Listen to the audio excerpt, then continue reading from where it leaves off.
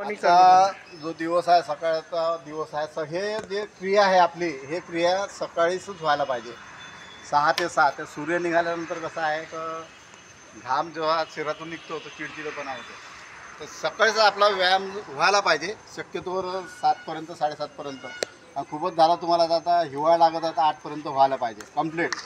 कारण कसं आहे का जसं मग तुमची झोप चालू होते तर मग आपला व्यायाम म्हणजे जो निष्कर्ष बेकार होतो. तर आपल्या सर्वांना आता घामाची आंघोळ झालीच आहे. प्रत्येकाचा घाम निघालाच आहे जवळपास. आणि एवढं आपल्या शरीरातून रोज व्हायलाच पाहिजे. आपल्या शरीरातून घाम निघालाच पाहिजे. कारण कसं आहे का आपल्या शरीरामध्ये जो आपण खातो ते पचायला पाहिजे. आपण खाल्लं का ते तसं राहते मग सगळ्याच ॲसिडिटीचा त्रास आणि बाकीचे अजून काही हे होतात. आणि चहा टोटल बंद करा.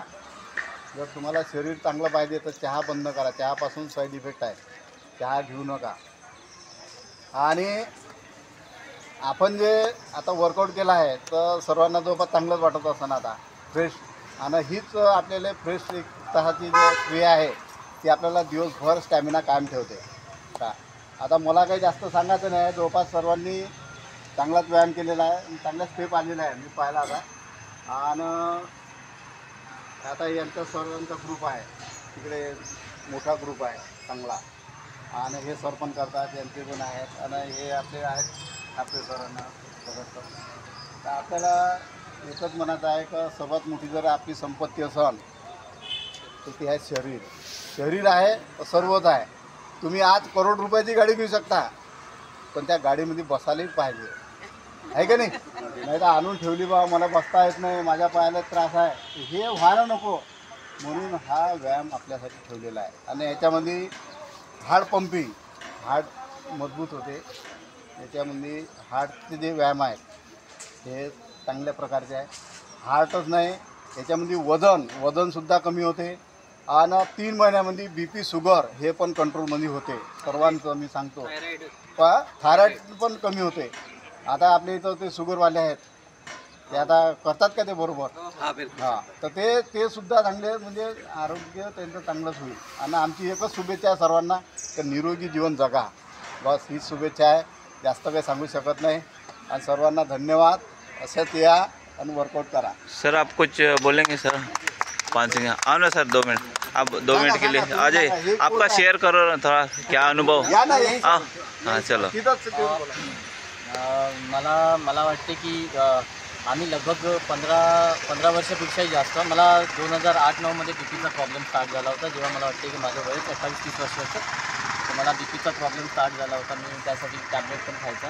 तर ज्या दिवशी मला बीपीच्या आधीही मला आर्थरायटिस ज्याला आपण वात म्हणतो तर आर्थरायटिस पण मला स्टार्ट झाला होता. मी संदीप खारकर म्हणून धरणपेठमध्ये आहे त्यांना मी दाखवायचं संदीप खारकरला. त्यांनी मला ज्युरिक म्हणून टॅबलेट द्यायची युरिक ॲसिड कंट्रोल करायसाठी. ज्युरिक 100 खाल्ली. मग काही दिवस ज्युरिक 80 केली.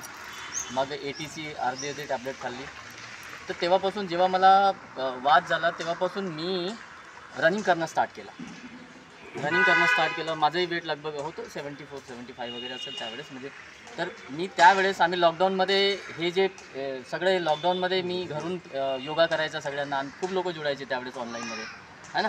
तर तेव्हा जुडलो. आता ही नवीन फॅमिली स्टार्ट झाली तर याच्यामध्ये मी जुडलो. याच्यामध्ये जुडल्यानंतर मी खरं सांगतो आहे की सध्या तर बघा आता कसं आहे एजनुसार ना काही डिसीज तुम्हाला होत राहतील काही हे होत राहतील. पण जर का तुम्ही आपलं खानपान याच्यामध्ये तुम्ही जर म्हणाल की मी रात्री चांगलं पोटभर जेवण करतो आणि सकाळी एक्सरसाइज करतो तर तसं होत नाही. ॲक्च्युली तुमचे जे डिसीज आहेत तुमची जी बिमारी आहे हे सगळं तुमच्या खानपानवर आहे. तुमचं एक्सरसाइज फक्त 15-20% तुमचे एक्सरसाइज कामात येईल. बाकी 80% तुमचं खानपान आहे. आता तुम्ही काय खाता कसं खाता शरीराला काय पाहिजे. शरीराला वजन कमी करण्यासाठी की फिट करण्यासाठी हाय प्रोटीन पाहिजे. आणि हाय प्रोटीन कॅल्क्युलेशन तुम्हाला येत असेल तर खूप साऱ्या डाईट आहेत तुम्ही पहा त्याच्यामध्ये की कसे. ते मी कुठल्याही गोष्टीला प्रमोट मी कोणत्याही प्रोडक्टला किंवा काही करत नाही आहे. तुम्ही स्वतःला बॉडीला पहा की काय. जेव्हापर्यंत तुमच्या बॉडीमध्ये प्रोटीन जाणार नाही तेव्हापर्यंत तुमचं वजन कमी होणार नाही. आणि दुसरी गोष्ट पोटाची आहे.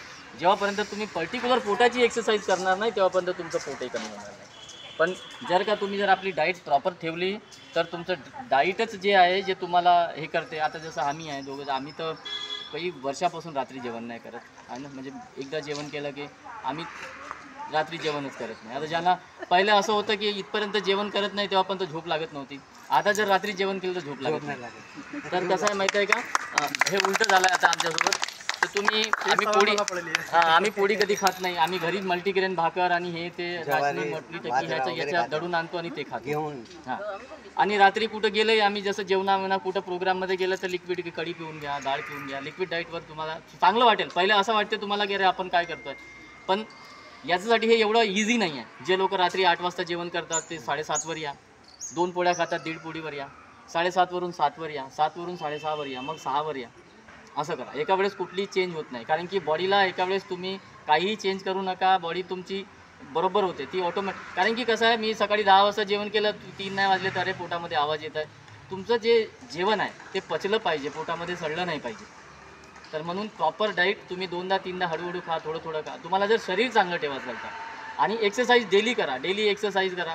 आणि तुमचे कोचेस आहेत, जर तुम्हाला काही डिसीज असतील तर मी चॅलेंजनं सांगतो आहे, महिलांना खूप सारे PCOD हे ते, पुरुषांनाही भरपूर प्रॉब्लेम्स. तर तुम्ही सरांचा सल्ला घ्या, यांचा सल्ला घ्या. आपल्याकडे चांगलं फूड आहे. तुम्ही एवढे पैसे जर कोणी खर्च करत असेल याच्यामध्ये तर तुम्ही घेऊन बघा. सरांनी चाय सांगितलं बघा, मी गुलाबजामुन मला आठवत नाही कधी खाल्लं तर. हां, मी तुम्हाला एका गुलाबजामुनमध्ये 1000 कॅलरीज असतात. तुमचं 4 दिवसाचं जेवण.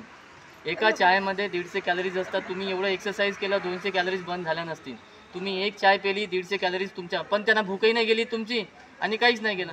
आणि ते काय झालं, ते तुमच्या जेवण पचत नाही म्हणून फॅटमध्ये कन्वर्ट होते, है ना. तर ज्यांना शुगर आहे त्यांनी एका तासानंतर 2-2 तासानंतर थोडं काहीतरी खा, म्हणजे तुमचं शुगरही कंट्रोल राहिलं पाहिजे, इन्शुलिन बरोबर सिक्रेट झालं पाहिजे बॉडीमध्ये, हे करा. तर यांना बीपीचे प्रॉब्लेम, कोलेस्ट्रॉलचे सगळ्यांनाच आहेत. आता माझंही थोडंसं कोलेस्ट्रॉल वाढलेलं आहे, पण मला माहिती आहे त्याला कसं करायचं. मी एका महिन्यामध्ये 5 किलो वजन कमी करू शकतो. एका महिन्यामध्ये मी 5 किलो वजन कमी करू शकतो. आपल्याला सगळं माहीत आहे, आयडिया आहे सगळ्या गोष्टी. तुम्ही तसंच करा. हां, मी डाईट देतो ना, लिहून देतो ना डाईट. आता कसं आहे, जसं हिला करायचं आहे, तिची बॉडी वेटिश आहे, ती मोठी नाही आहे. हां, तिची बॉडीच वेटिश आहे, पण ती फिट करू शकते आपल्याला. हां, फिट करू शकते. हां, ती मोठी नाही आहे, तू मोठी नाही आहे, तुझी बॉडी वेटिश आहे. हां, त्याला मोठं नाही म्हणत. असं तुझ्या बॉडी स्ट्रक्चर तसं आहे बॉडीचं, ते तुम्हाला करता येते, काही प्रॉब्लेम नाही आहे. तुम्ही आपलं जेवणावर जर कंट्रोल केला, आपल्या प्रोटीन डाएट प्रॉपर घेतला, तुम्ही घ्या प्रोटीन डाएट घ्या. सरांना विचारा, सर कोच आहेत, काय करतात. सर पहा ना कसे दिसतात, चेहरा पहा कसा. प्रत्येकांचंच होते. हो, सर गाईड करतील तिला, सर गाईड करतील. तुम्ही त्यांना आपले सर गाईड काय करतील झालं तर तिला. मला सांगा. ठीक. कारण कसं आहे, आज आपल्याला थोडंसं कठीण वाटतं कोणत्या गोष्टी, पण हळूहळू आपण जर त्या आचरणात आणल्या तर आपल्याला वाटते का हेच चांगलं आहे. हां, का आता लोकांना काय वाटतं, मी जर सांगितलं प्रोटीन, अरे यार हे काहीतरी सांगून राहिलं, बॉडीमध्ये काही टाकायचं नाही किंवा काही नाही. असं फार चांगलं आहे. अप्रेश घ्या ना सर, अप्रेश घ्या ना यांना.